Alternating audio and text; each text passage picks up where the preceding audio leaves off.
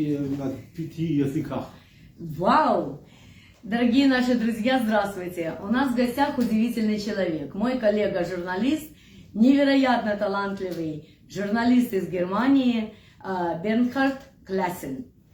Бернхард, перед тем, как мы вас услышим, я бы хотела немножко, несколько слов, и вы меня понимаете нормально? Говорить медленно? Звичайно, не звичайно, разумею, все разумею. Мне бы хотелось, чтобы открыть ваш образ. Как человек с западного мира, такой занятой, такой ответственный, такой солидный. Это журналист, это призвание, это миссия. И как этот человек вот таким романтичным оказался внутри? А с какой вы семьи? Кем были ваши родные, родители? Как вы росли, в какой атмосфере? Вот немножечко о себе говорите. Да, спасибо, дякую за приглашение. Я из Баварии, я из маленького села Баварии. И, как бы ни странно, у меня, как ребенок, мне было, может быть, 6-7 лет, было такое увлечение, я по радио искал, чтобы слышать какой-то восточный голос. Я тогда не мог различить, скажем, русский язык от польского или украинского языка, но мне всегда было очень, как музыка, славянские слова, славянская речь. И поэтому я решил заниматься русским языком. Я был на институте уже, ну не только, я был на институте переводчиков. Если я стал переводчиком русского языка. И, но на самом деле это не была моя мечта быть переводчиком, потому что я творческий человек, и я хотел бы больше творчеством заниматься. И поэтому я давно уже играю на гитаре, и я как мальчик, я еще в церкви играю на органе, да, по воскресеньям. И я хотел стать журналистом. Но как быть журналистом? Моя профессия переводчик. Я 20 лет работал как переводчик и думал, как можно переходить на другую профессию, на журналистскую профессию. Да? Иногда я писал статьи, и в один прекрасный день, это было в январе 2014 года, мне звонила газета. Бернхард, слушай, там в Киеве, там есть демонстрации. А нам кажется, эти демонстрации такие важные, что нам надо просто человека найти, который туда едет. Мы не можем. Может, у тебя есть время? А я сказал, да, еду, да. А потом мы договорились, что я буду на 3 недели в Киев ехать, и сейчас уже не 3 недели, а 10 лет. 10 лет. Вот так получилось, что я стал как бы корреспондентом. То есть все было, я всегда хотел, но все-таки я использовал потом в один прекрасный момент эту возможность, случайную возможность, и сразу решил, что это нельзя упустить. Стал спецкором. Так, отлично. И, конечно же, как ваше впечатление было? Вот вы, как родители, отнеслись к вашему выбору? Так правильнее. Как родители, как семья восприняла это? Ну, они думали, это пройдет. Вообще с детства... Мои родители, они преподаватели, поэтому они открыты ко всем наукам и к языкам, потому что мой отец, он знает греческий язык, он знает латинский язык, он знает английский язык и еще немножко итальянский язык. Ему сейчас 92 года. И поэтому им понравилась как бы моя любовь к иностранным языкам. Просто они думали, зачем именно русский язык. Да? Это немножко было далеко. И оказалось, что это оказалось нужно. Оказалось нужно, тем более тогда были такие как бы времена, холодная война. Не было, Брежнев и все, русский язык тогда был вообще неинтересный, да, но все-таки я хотел этим заниматься, и потом я понял, что русский язык это больше, это Окунчава, это Высоцкий, это богатый мир, и потом я тоже интересовался и украинским языком, и короче, я себя тут чувствую почти как дома. Так. Как хорошо и здорово. Скажите мне, пожалуйста, ваши песни, Как они к вам приходят? Через сердце или вы вот что-то думаете, надумаете себе? Это ваша жизнь или это придумка? Ну, во-первых, я в первую очередь играю песни других, но иногда я тоже пишу свои песни, и эти свои песни, они обычно связаны с определенной ситуацией. То есть, когда вдруг у тебя сильные эмоции, ты не можешь это выражать, и потом играешь на гитаре, и потом надо это сразу записать, потому что это быстро забывается как сон. А музыкальную грамоту вам дали еще в детстве? Да, у меня была учеба, я играл на органы в церкви. У вас были свои педагоги? Да, был, это был мой отец преподаватель, а его коллега, он как раз коллега по музыке, он был мой преподаватель по фортепиано и прогрессивная такая семья, прогрессивные взгляды. И, конечно, вот то, что многообразие языков было у отца и в семье, и вы знали, наверное, тоже, и слышали очень многих, наверное, друзей, которые были с разных стран, да? Это как раз для меня ключевое слово, многообразие. Я думаю, что жизнь в Германии была бы очень скучно, если там было бы только немцы, да? И везде именно многообразие, это обогащает жизнь. Супер. Давайте мы что-нибудь послушаем. Вот, что вы хотите на ваш выбор? Да, я готовил песни, и 5-6 песен будут, и они будут на 5 разных языках. Вау, вообще удивительно. Скоро у моих друзей будет день рождения, и я для них уже готовил песню.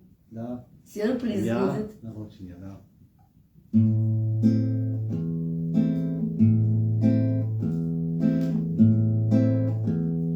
Не зважаючи на походження, є у кожного є народження і обідного, і заможного. День народження є у кожного, і обідного, і заможного. День народження є у кожного. А сьогодні твій святковий день. За широкий стіл гости, хай лунають тости, тости, тости, хай танцюють гости, гости, гости, і моя пісня, наша пісня, скрипку край, край, край, вип'єм горілочку медову за твою сім'ю чудову і за Україну рідний край.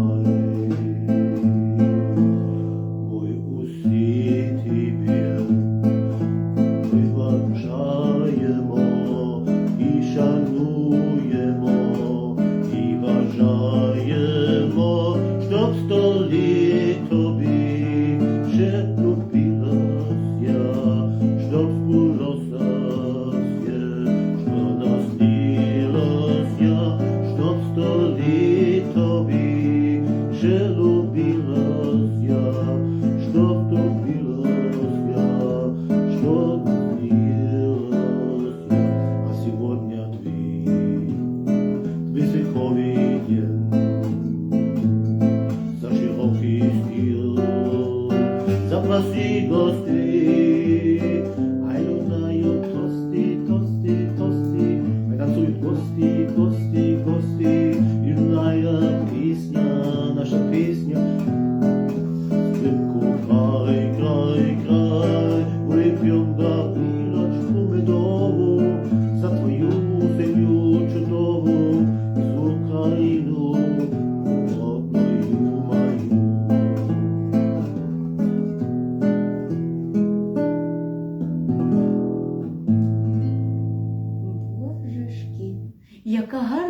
песня. Вообще, удивительно. Огромное спасибо. Вот замечательная песня, которую можно будет даже потом у вас, наверное, возьмут и будет хитом. Это же невероятно хороша песня. И удивительно, что ее написал немецкий композитор и немецкий поэт. Потому что Бертхард является и поэтом, и композитором. В данном случае с этой песней. Это авторская песня, да? И музыка ваша? Это известная, ведомая песня. Это не моя а песня, я думала, что это ваша. Я еще удивилась, думаю, боже. Но я ее не слышала. Я вот впервые услышала от вас. Очень хороша. Замечательно. А вот какая ваша песня? Или вы на украинском еще не состоите? Моя песня будет по тем. На украинском тоже? Не, на немецком. На немецком? Хорошо. Я сегодня для встречи с Бертхардом думала начать с журналистской темы. Я сегодня нашла свою, это пейджик, который мы одеваем на все наши конференции международные. Я всегда представляю свой благодійный фонд АВЭ и, конечно, член Союза журналистов Украины. Мне было очень приятно сегодня с Бертхардом. Но вы знаете, мы все наши журналистские темы обсудили до того прямого эфира, который вы видите. И, наверное, это к лучшему, потому что программа наша выйдет сугубо душевной, романтической, наверное, такой, какая нужна именно сейчас всем нам. А наступна пісня – це пісня на італійське море. І це церковна пісня.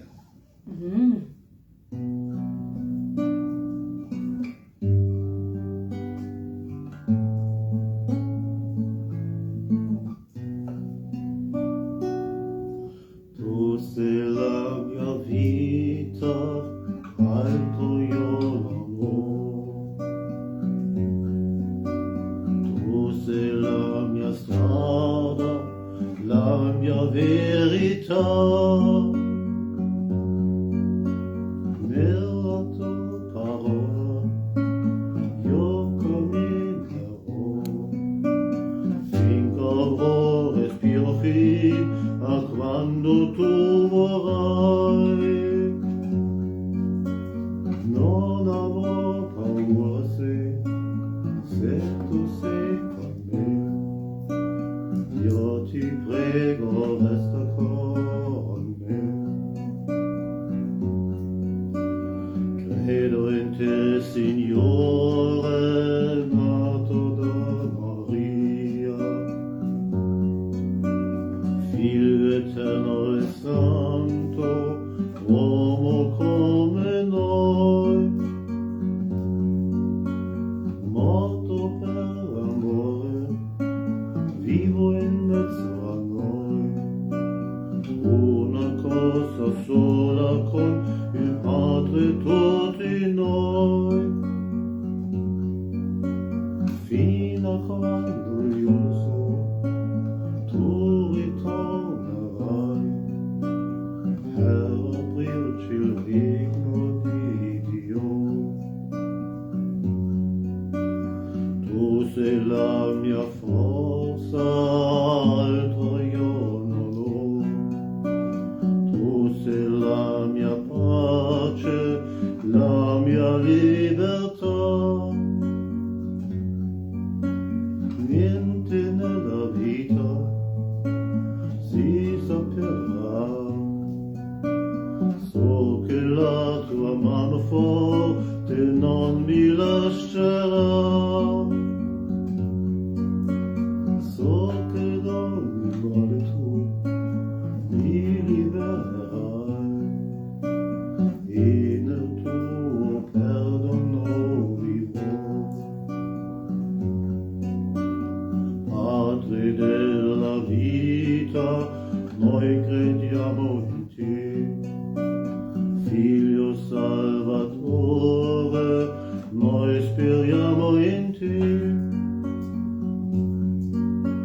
Spirito d'amore, vieni in mezzo a noi, le tue mille strade ci raduni in unità,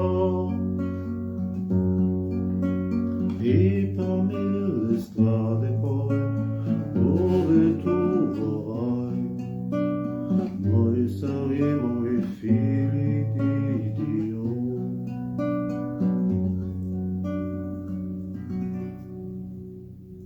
Как романтично. Давайте перевод сразу, чтобы люди могли понять, о чем такая чудесная романтическая песня, лирическая.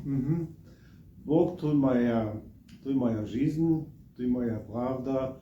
Я буду ходить на твоему пути. Я верю в тебя. Ты, кого родила Мария. Ты вечный и святой.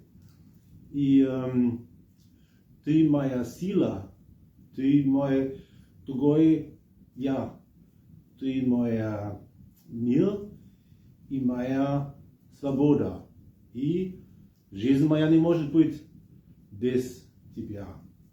Отец мой, мы верим в тебя. Ты Спаситель. Ты Спаситель, ты наш Дух, ты Отец и Сын.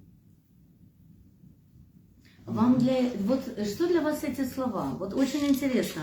Вы, конечно, с детства, да, это понятно, орган, церковь и, как это сказать, это то, что составляло традиции семьи, наверное, да, вот воскресные, наверное, встречи в церкви. Все это было как бы вот с родиной, с семьей, с детства. А что для вас эти слова? Ну, я по воспитанию католик, но сейчас я не так связан с церковью, но я верующий, да. Но это не пустые слова для вас. Это не пустые слова для меня, это тоже слова, которые мне дают тоже силу. Да, я часто по вечерам один в своей комнате, и тогда вижу, тогда такие песни могу спевать, и это меня успокаивает. Удивительно. А как же сложилась ваша личная жизнь?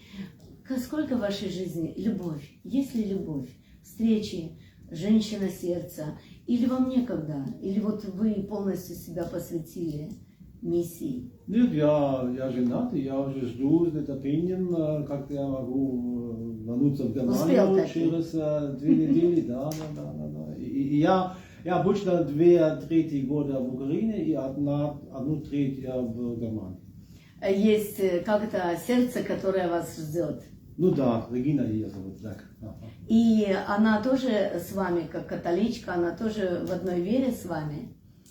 Нет, она более как бы любит буддизм и такие.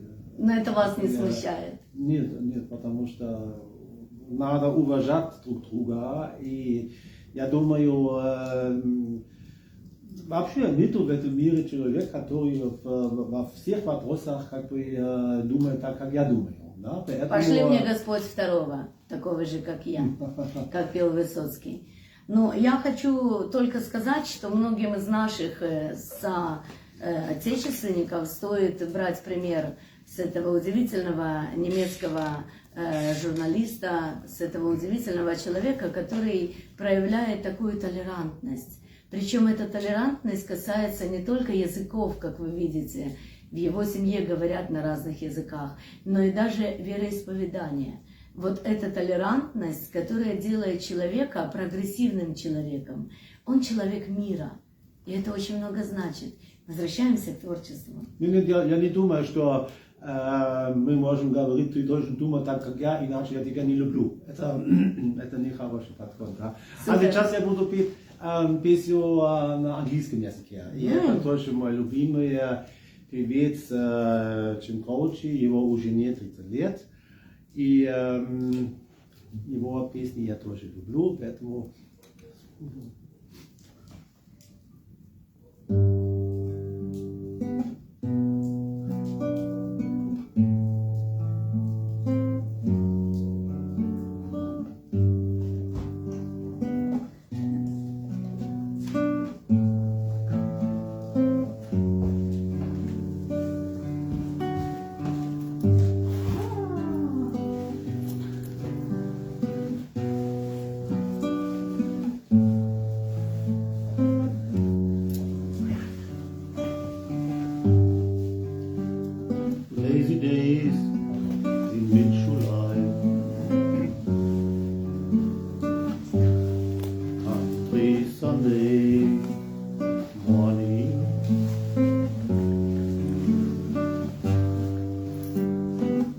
days on summer highway.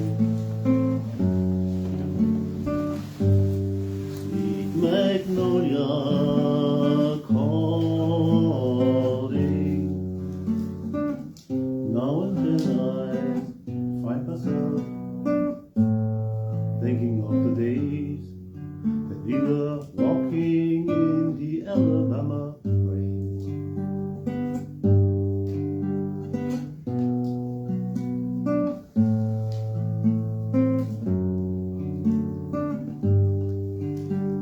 Driving movies Friday night, drinking beer and laughing.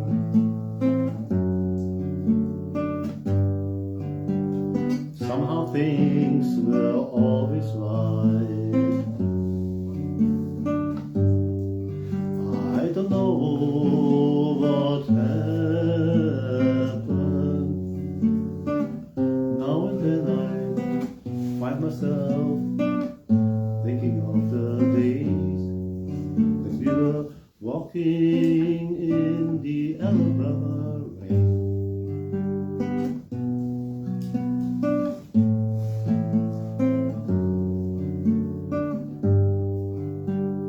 On a dusty picture light, country summer evening, a weeping willow sang its lullaby and shared our secret.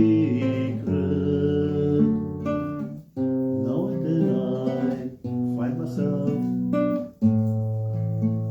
thinking of the days that we were walking in the Alabama rain.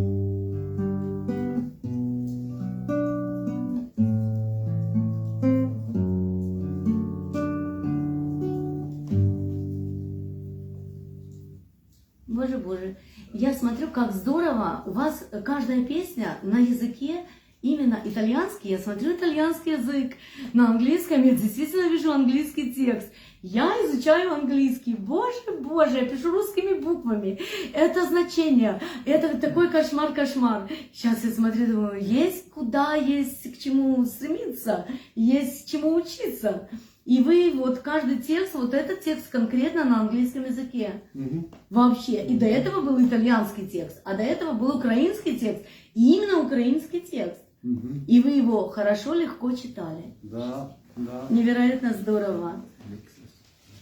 У нас в студии появились гости. Мы извиняемся перед гостями, когда идет запись в студии, то гости просто тихо себя ведут и не хлопают, и не проявляют ничего. Потом они все сделают, обнимут, поцелуют, и все будет потом. Я вообще сегодня спою песни в разных языках, потому что это моя биография. Я много занимался английским языком, немного занимался русским языком и украинским языком, и тоже немножко французским языком, поэтому я сейчас снова будет английская песня. Но французскую мы тоже услышим? Будет, Давайте. Да. Но сначала будет английская песня, это Чеси называется. Чеси это тоже эта песня около 40 лет.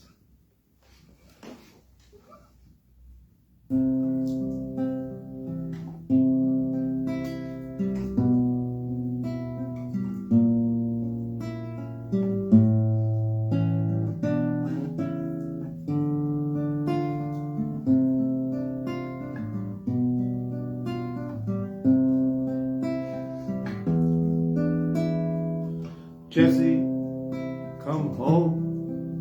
There's a hole in the bed where we slept. Now it's going cold. Jesse, your face in the place where we lay. My hurts apart, it hangs on my heart. And I'm leaving right on the stairs. I'm not scared. I wait for you. Hey, Jesse, I'm lonely. Come home. Jesse, the floors and the boards recording your step. And I remember too,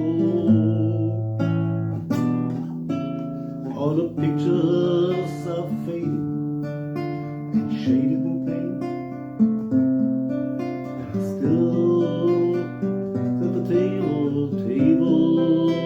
at noon, and I'm leaving a light on the stairs. I'm not scared, I wait for you. Hey, Jesse, I'm lonely, come home. Jesse, the spread on the bed is like when you left. I kept it all for you. All the blues and the greens have been recently cleaned and seemingly new. Hey, Jess, me and you, we swallow the light on the stairs. I do up my hair, we'll sleep on the bed. Hey, Jesse, I'm lonely. Oh.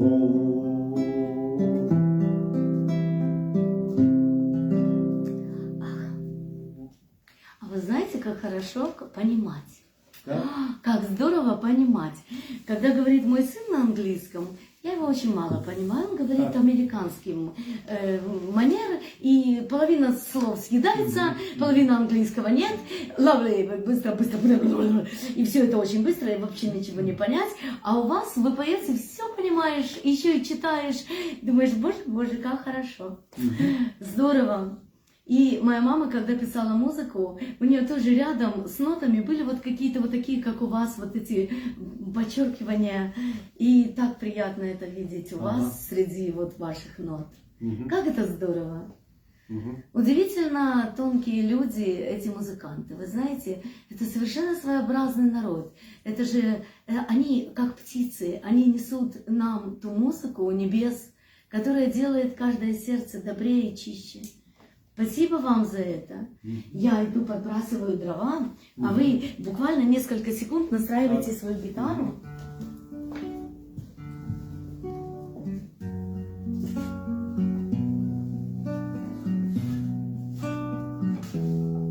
Сегодня, благодаря чудесному человеку, вы знаете, света не было, вообще не было света. И вообще не знала, как, что будет. Я свечи приготовила кругом свечи, думаю, так, сделаем что-то такое невероятное. И как только он пришел, дали свет. Вот, да будет свет называется. Вообще волшебный человек. Мы продолжаем нашу программу. Следующая песня, это песня на русском языке. Булата Кучаву. Я эту песню знаю наизусть, поэтому сейчас мне бумаги не нужны. Почему мы перешли на ты? Знаешь? Да.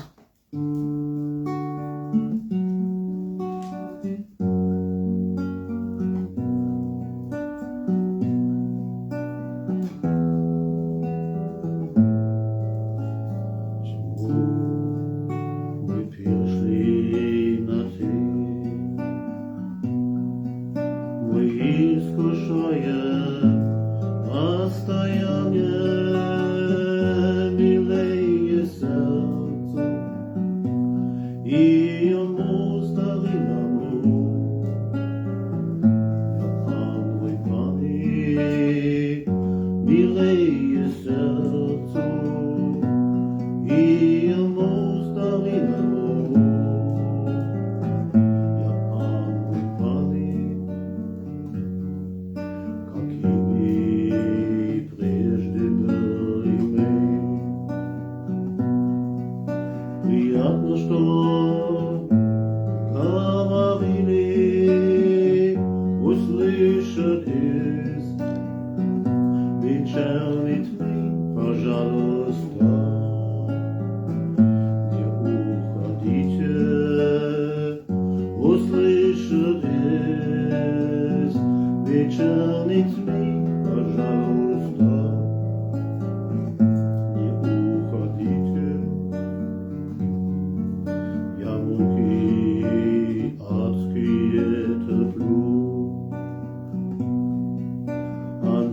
но в сущности немного вдруг прожито.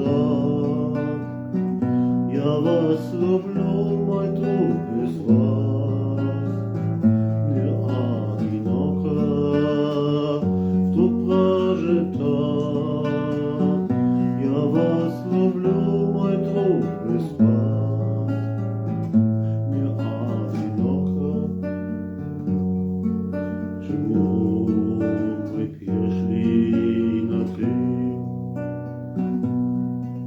За это нам и перепал на грош любви, и простоты что-то это мало на грош любви, и простоты что-то пропало.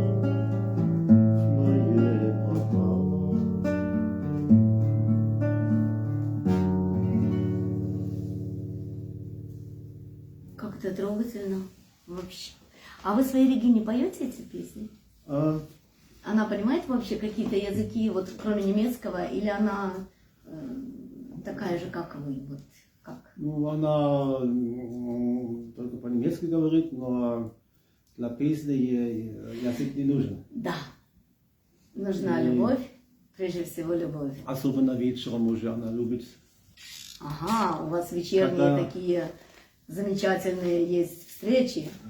Ну, вечером, когда За она столом. уже как бы уже почти спит, а я еще сижу на столе и спою, это ей тоже подобается. Ой, это И очень нравится. Да, мой художник тоже так делает. Так. Я уже почти сплю, он берет гитару и начинает вот такие переливы, такие красивые. И так здорово вообще, вот женщины это так любят, да. Мгм. Это здорово. Что у нас сейчас? Такое большое, серьезное? Наступное это Эммануэль, это французский. Эммануэль. Ой, ну давайте, замахнулись вы на Эммануэль. Знаете? Ну, конечно, знает, и весь мир знает. Весь мир. Но все равно это здорово, да.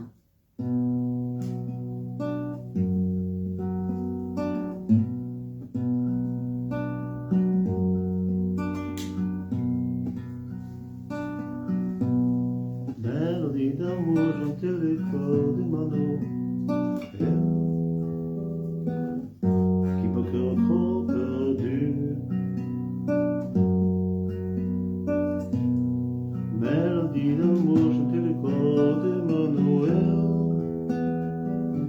Qui lui court encore dessus. Tu es encore presque une enfant.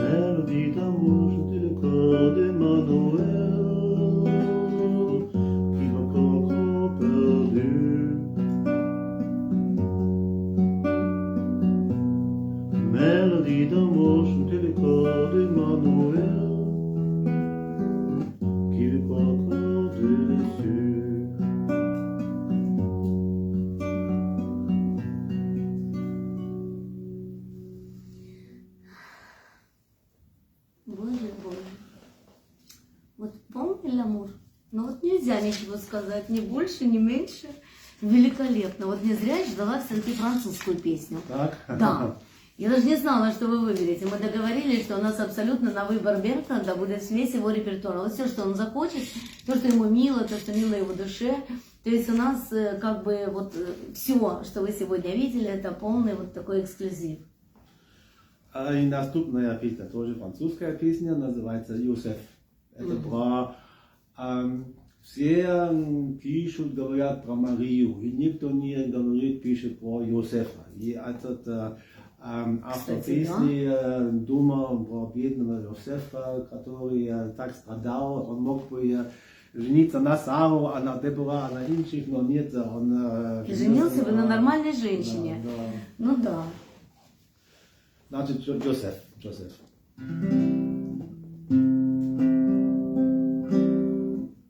Lorsque ces mauvais chasseurs qui t'ont pris la plus jolie,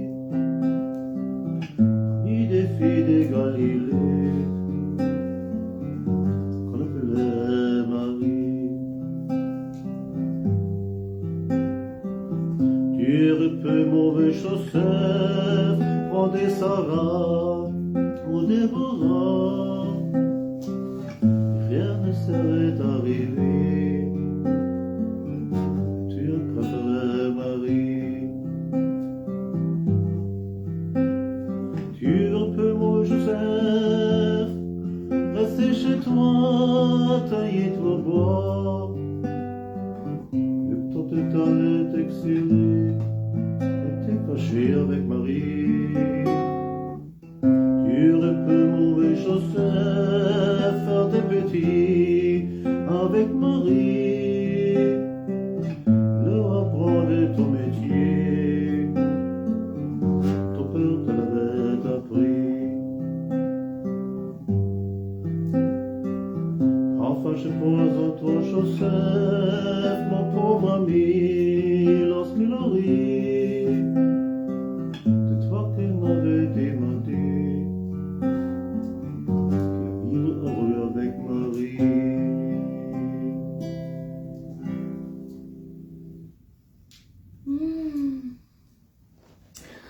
Мои дети когда-то занимались, я вам скажу, что как мой сын старший закончил 121-ю школу в Одессе.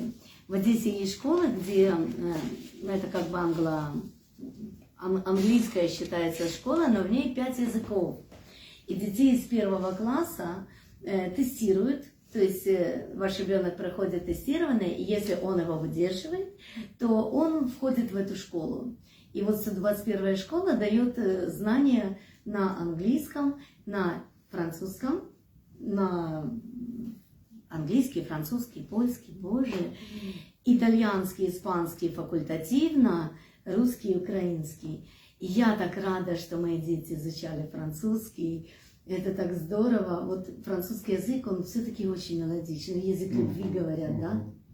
Если украинский это соловьиная мова, это вот такая красота, то французский почему-то говорят язык любви. Наверное, потому что французы такие вот яркие, необычные люди. Скажите мне, пожалуйста, вот в вашей жизни часто была Франция? Вот вообще Франция, как страна, как люди, как женщины, как любовь, как страсть? Ну, я очень люблю французскую музыку.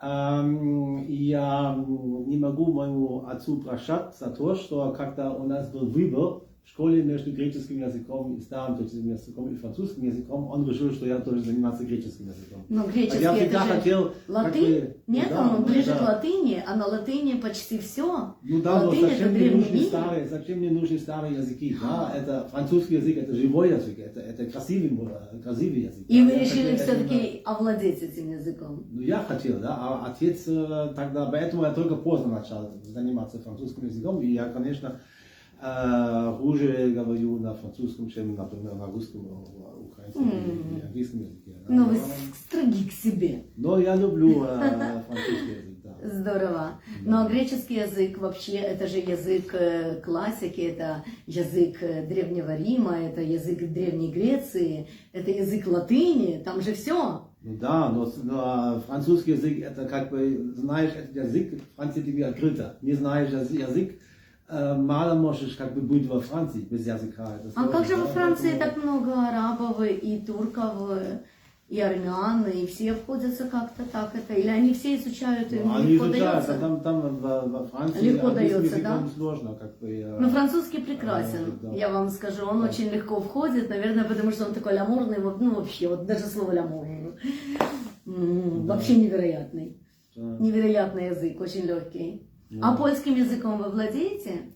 Нет, но как-то я читаю, я трошки разумею так. Ага. Мгм.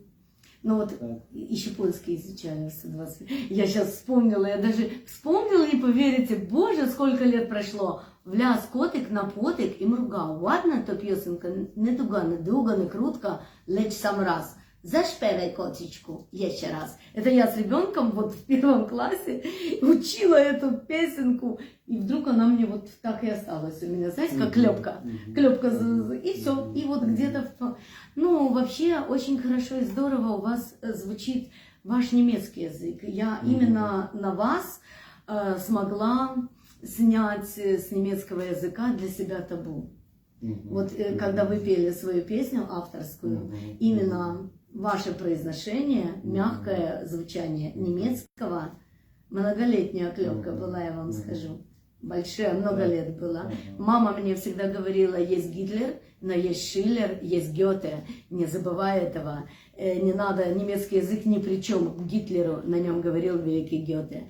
И я все равно это не понимала. И для меня немецкий это было «Ахтун, ахтун», и все, и вот у меня уже все вот, отторжение. А когда вы спели песню, вдруг вот, знаете, как оковы упали. Потому что язык оказался, наверное, вот Гёте, Шиллера, вот все вот это, вот этот язык, который был добрый. И он у вас. Я услышу вашу песню или нет? Я сейчас буду на немецком языке. Это уже последняя песня, которую я сегодня подготовили. Это моя песня. Вот, я же как почувствовала, как подвела. Вот, интересно, когда люди идут вот в потоке, вы знаете, я же не понимаю, что там написано, да? Я немецким не владею так, чтобы с листа. Вот с листа там я там английский прочла, очень хорошо, украинский, конечно, пошел. Вот я с удовольствием читаю украинский и не говорю на нем, потому что если я буду говорить, Азарова вспомнит, Сердючку, все будут отдыхать. Ну, как бы, вы лучше меня говорите на украинском. Но читать я абсолютно легко. А вот немецкий нет, я даже не узнала, что это вот, видите, а подвела к этому вот как, плавненько, рассказывайте. Да. Значит, когда-нибудь помер мальчик, ему было 15 лет, он был мой хороший друг, и у него был рак, и тогда я писал эту песню. Я сначала по-русски, потом я буду спевать. Ты еще здесь, ты ушел, но твой свет остался тут. Ты ушел, но твоя улыбка всегда в наших сердцах. Ты всегда тут, всегда с нами. Твой голос, твоя улыбка, твои мечты. Ты тут в суете города. Ты тут в метро. Ты тут, когда жизнь тяжело, ты просто всегда с нами. Вы хорошо, вы с ним дружили, видимо, сильно. Какие сильные слова.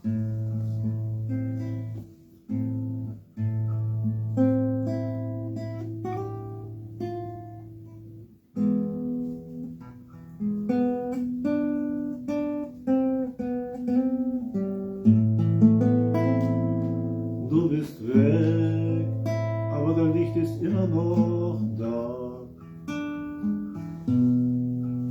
Du bist weg, aber dein Lachen ist immer noch in meinem Herzen.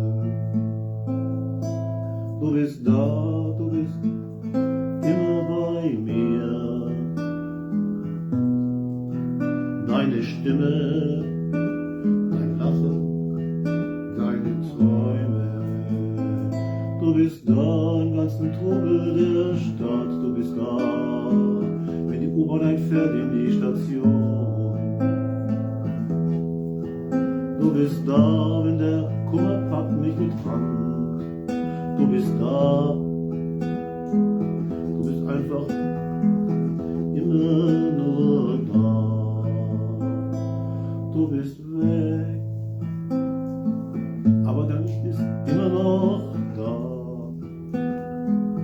Du bist weg, aber dein Lachen ist immer noch in meinem Herzen. Du bist da, du bist immer bei mir. Deine Stimme, dein Lachen, deine Träume.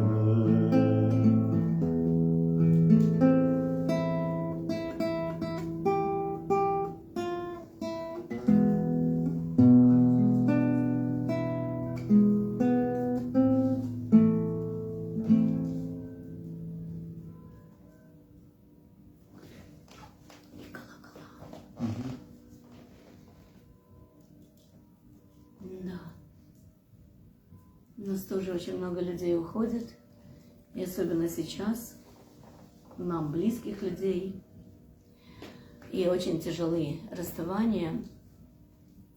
Вы очень хорошо передали это состояние, когда человек уходит, но он остается в каждом дне.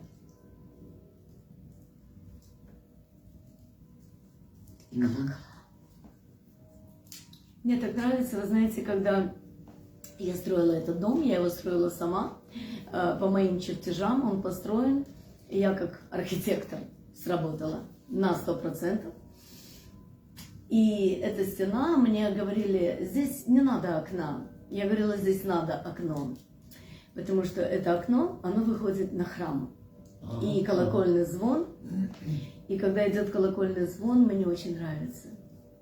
У меня были гости из другой страны. У нас часто приезжают ребята, ну как бы это такой маленький, мини такой, как называли, творческий дом. И здесь бывают люди, которые приезжают просто отдохнуть, заняться творчеством и побывать в Одессе, пописать одесские виды. И вот у меня были художники, которые вылезли на крышу летом, 40 градусов жара.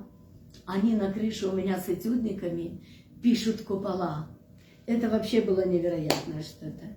Ну вот тоже это храм рядом, он есть. У нас сегодня вышла такая встреча, вы знаете, освященная именно вот божественно, всеми событиями. Человек пришел, Бог дал свет. Потом были интересные истории из жизни, из детства, связанные действительно с органом, с верой, с родителями, которые действительно с детства человека, ребенка, личность, они компоновали, они привели его к Богу через музыку, через орган.